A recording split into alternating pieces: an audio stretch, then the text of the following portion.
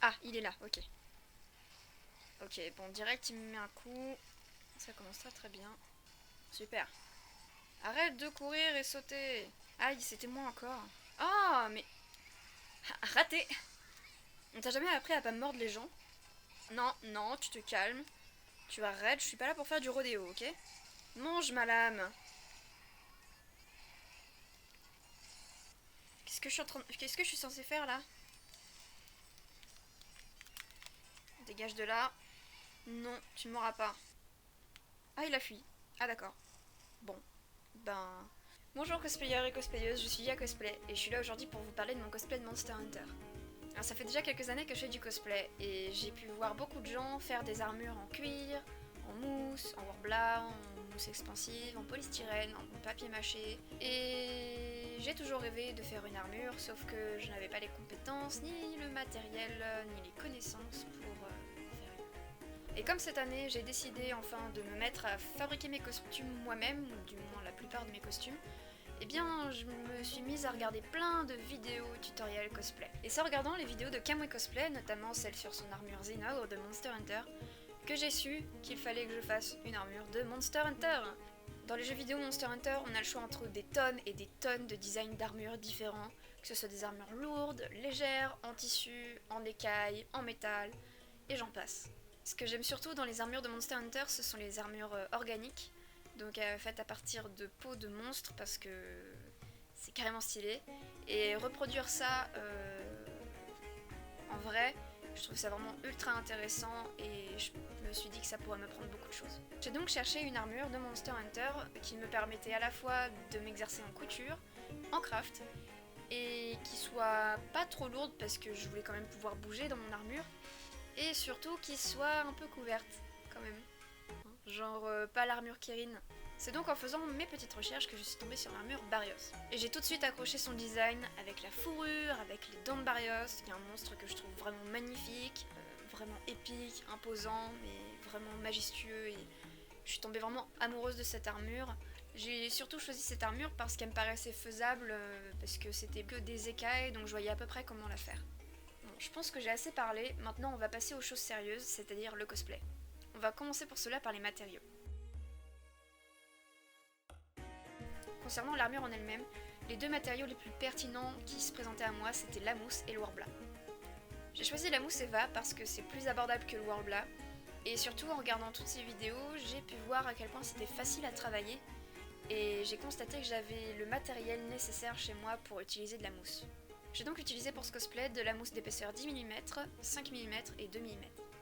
J'ai donc acheté une feuille de mousse 5 mm de taille XL, donc 1 mètre par 2 mètres. À titre indicatif, j'ai utilisé un peu plus de la moitié de cette feuille. La mousse 10 mm, elle m'a plus servi pour les parties épaisses comme les dents du casque et tous les petits rivets qui sont sur l'armure, mais on y reviendra plus tard. Concernant la couture, j'ai utilisé majoritairement du coton blanc pour tout ce qui était les gantelets, les jambes et le haut. J'ai aussi utilisé un tissu assez épais, marron, car il avait une très jolie couleur qui me semblait parfaite au vu des références. Et aussi, j'aimais beaucoup cette texture un petit peu comme de la peau ou du cuir, mais c'est seulement de l'aspect, il est très très doux. Et par contre, il est un petit peu épais, donc un peu difficile à coudre. Ensuite vient le simili-cuir. Alors j'ai utilisé du cuir marron foncé pour la ceinture et les petites sangles qui rattachent à peu près toutes les pièces d'armure au corps.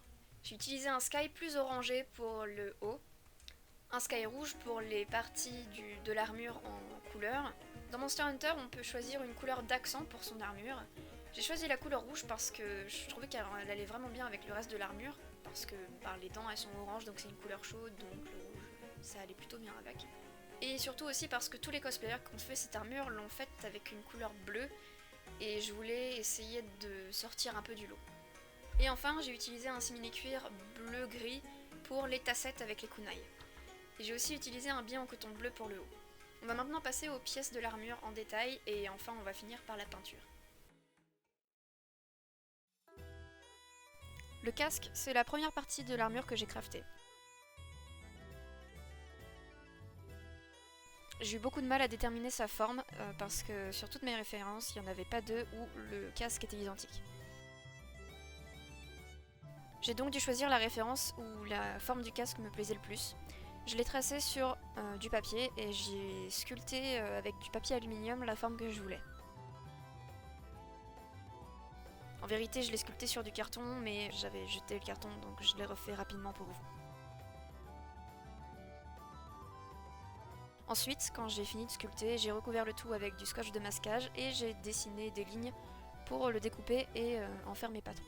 J'ai ensuite retesté avec du papier, puis découpé sur de la mousse et collé le tout avec des angles. Et j'ai eu quelques petits soucis. Donc j'ai dû recommencer, jusqu'à ce que tout soit parfait. Comme vous pouvez le voir, il y a pas mal de crevasses entre chaque pièce, que j'ai comblé ensuite avec du mastic avant la peinture. Et j'ai sculpté un peu les dents avec une Dremel. Voilà donc le casque sans la fourrure. Il y a en tout 5 morceaux de velcro qui permettent de relier la fourrure avec le casque. Concernant la partie en fourrure, elle est constituée de 5 ou 6 couches de fourrure différentes, que j'ai coiffées ensuite avec de la laque. J'ai utilisé pour cela de la fausse fourrure qui vient d'un tapis Ikea que j'ai dû payer environ 13 €. Quand je mets mon casque, je fais en sorte que mes cheveux soient coiffés de façon à ce qu'ils puissent tenir en place l'élastique qui empêche le casque de tomber. Je referme la sangle avec du velcro. J'arrange le tout.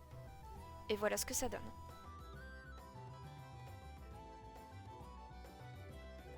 Le cou était sûrement une des parties les plus compliquées du costume parce que j'avais aucune référence qui montrait en détail à quoi il ressemblait.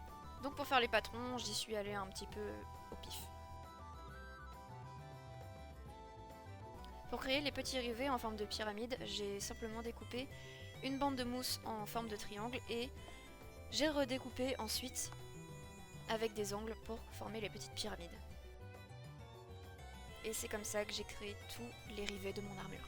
Vous pouvez aussi acheter ce genre de bande de mousse en forme de pyramide dans des boutiques de cosplay. Voilà les attaches, toutes avec des élastiques pour que le tout soit mobile et confortable. Pour la mâchoire, c'est pareil, elle tient avec des élastiques. Le tout est attaché avec une sangle en cuir et du velcro. Pas besoin de colle, tout tient en place tout seul. Et ce que j'adore avec cette partie, c'est que je peux quand même bouger la tête quand je la porte. Passons maintenant au plastron. C'était honnêtement la partie qui me faisait le plus peur parce que je craignais de ne pas pouvoir bouger dedans. Pour faire les patrons, rien de plus simple, je prends mes émeuches de référence, je prends du cellophane, du scotch de masquage, et voilà. J'ai utilisé ces patrons d'ailleurs pour à la fois la partie en tissu et la partie en mousse. Pour la partie en tissu, j'ai réalisé d'abord le devant, puis le dos, et je les ai reliés entre elles avec un peu plus de tissu. De la même façon, la partie en mousse est constituée de 2 faces. J'ai réalisé le relief des coques avec un morceau de mousse supplémentaire plus une feuille de mousse d'épaisseur de 2 mm dessus pour unifier la surface. J'ai réalisé les petits détails avec un fer à souder. Pour les petits rivets métalliques, j'ai utilisé ces genres de pièces en aluminium que j'ai recoupées et collées à la colle chaude. J'ai utilisé les mêmes techniques pour le dos.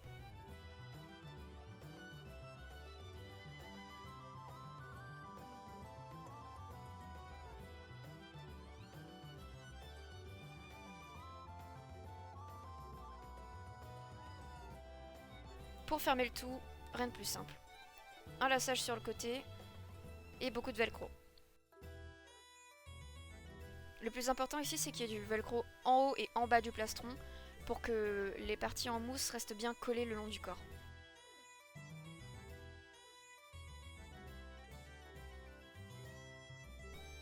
Bien entendu, les parties de devant et de derrière s'attachent ensemble avec plus de velcro.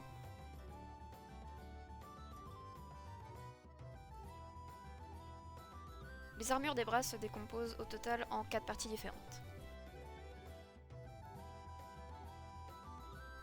Pour faire les gantelets, j'ai commencé avec une base assez classique que j'ai recouverte ensuite avec 3 grosses écailles. Comme vous pouvez le voir, les écailles sont beaucoup plus larges que la base. Ça a créé plus de relief sur le gantelet. Pour faire la partie en tissu, j'ai simplement enroulé mon bras dans du cellophane et du scotch, comme j'ai fait pour le plastron.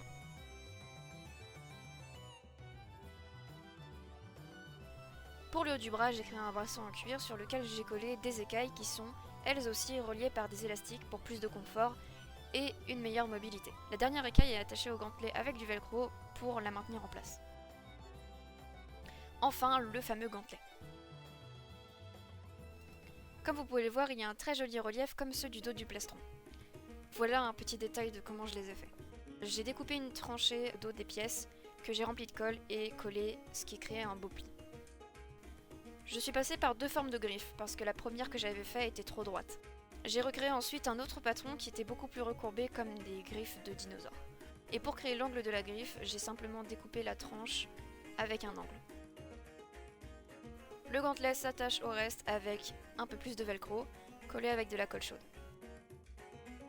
Enfin, la partie qui va sur la main va normalement sur un gant, mais j'avais pas vraiment envie de le faire. Du coup, j'ai juste mis une petite lanière qui la tient sur la main. Et voilà une armure de bras articulée et très très confortable.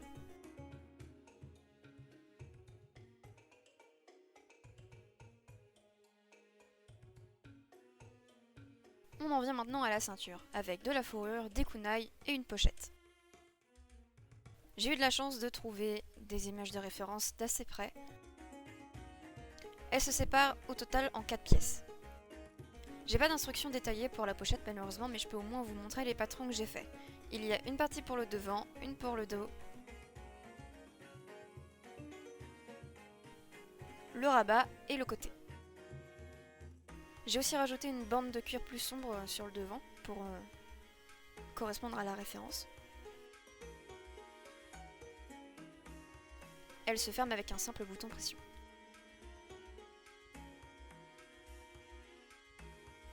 Pour le devant, voici le patron que j'ai fait. J'ai également créé les boucles de ceinture avec de la mousse Eva. Pour les tassettes avec les kunai, j'ai simplement créé un patron à partir de papier journal. J'ai aussi fait un patron en papier pour les kunai en me basant sur la taille de ma main. Les attaches des tassettes sont également réalisées à partir de mousse et collées sur ma base en simili-cuir bleu. Chaque kunai a été découpé, sculpté et poncé à la main. Autour du manche de chaque kunai, j'ai collé une petite bande de tissu blanc afin de recréer l'effet bandage, ainsi qu'une bande de simili-cuir bleu. J'ai ensuite collé le tout sur ma base en cuir avec de la super glue. Les tassettes s'attachent au reste de la ceinture avec, encore une fois, du velcro.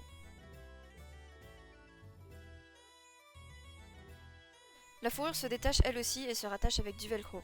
Je l'ai séparée pour que ce soit plus facile à caser dans des boîtes. J'ai aussi créé une partie qui va sous la ceinture. J'ai fait les patrons grâce à du cellophane et du scotch, encore une fois. Voilà donc comment j'assemble la ceinture.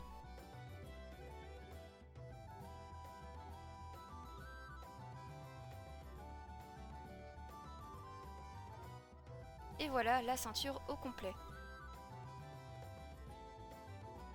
Elle est toute fluffy. Je pense que les armures des jambes, c'est les parties qui m'ont demandé le moins de réflexion. Les patrons sont assez simples, il faut juste pas oublier d'utiliser des courbes pour avoir les bonnes formes.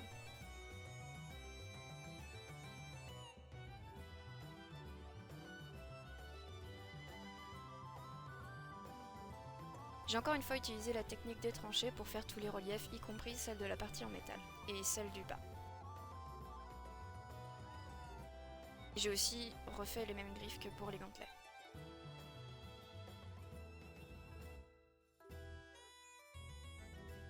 Tout s'attache encore une fois avec plein de velcro. D'ailleurs, les grandes écailles sont articulées avec plus d'élastique pour pouvoir bouger les jambes. Et se sépare en deux parties, les grandes écailles et la genouillère. Pour pouvoir les mettre, je passe d'abord ma petite jambière et ensuite je les attache avec des sangles. La partie de la sangle qui s'attache avec du velcro est toujours vers l'intérieur des jambes pour qu'elle puisse passer plus inaperçue. Enfin, nous arrivons aux lames doubles, car après tout, que serait un chasseur sans ses armes ? Je vous laisse d'abord admirer quelques petits close-up de ces armes.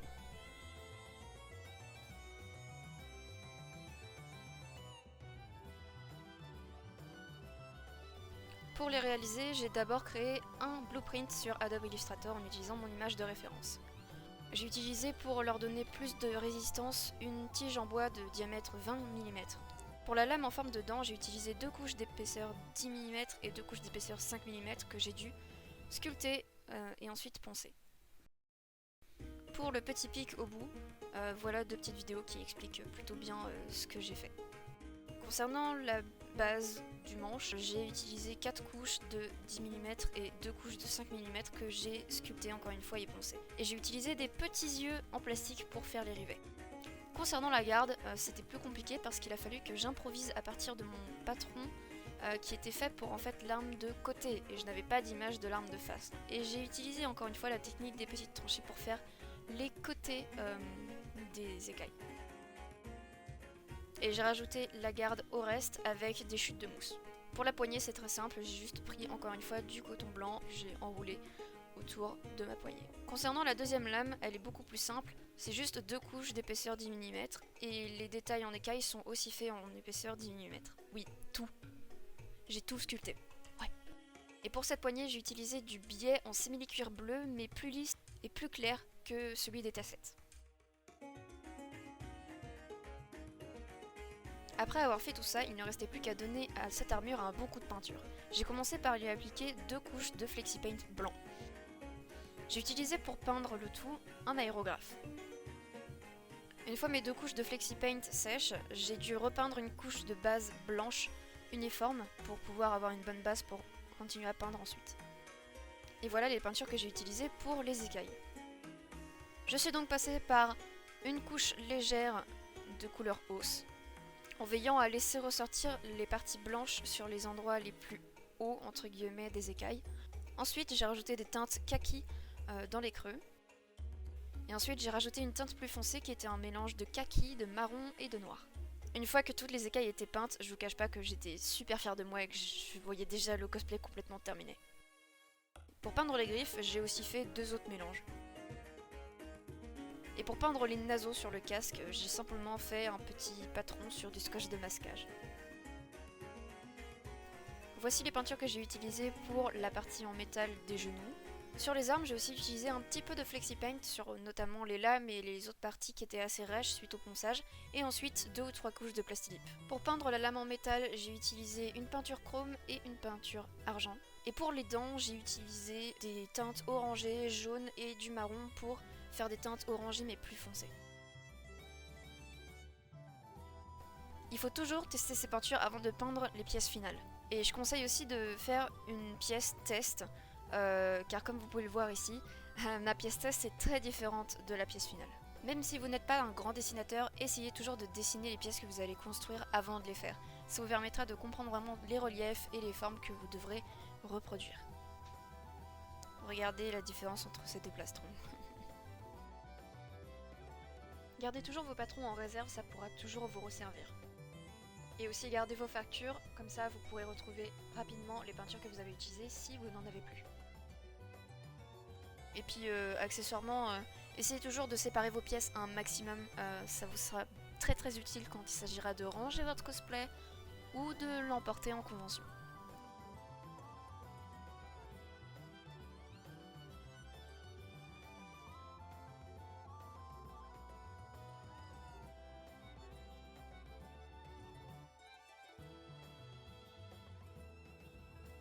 Bon, j'espère que ça n'a pas été trop long et que vous avez au moins appris quelques petits trucs et que ça a été intéressant pour vous. J'ai vraiment adoré faire ce cosplay, même s'il m'a pris un été entier. Je l'avais fait pour le porter à la Paris Games Week, ce que j'ai fait, et c'était vraiment la meilleure convention que j'ai jamais passée. Il y avait tellement de cosplayers que j'ai pu rencontrer, avec qui j'ai pu discuter, et ça m'a juste carrément motivée à continuer quoi. Maintenant j'ai une petite surprise pour vous. En effet, j'ai pas de vidéo de work in progress, mais je vous ai préparé un petit patron gratuit pour faire ces 2 lames doubles. Quand j'ai voulu les réaliser, j'ai créé d'abord un patron sur Adobe Illustrator à partir d'une image de référence. Et puis comme je l'ai toujours ce patron, je me suis dit que je pourrais l'adapter et vous le mettre à disposition si jamais vous voulez les reproduire. N'hésitez pas à suivre mon travail sur ma page Instagram et ma page Facebook. Et j'ai aussi une page Ko-fi si vous voulez me faire un petit don pour m'aider à financer mes cosplays. Je prévois notamment l'année prochaine de faire un autre cosplay de Monster Hunter.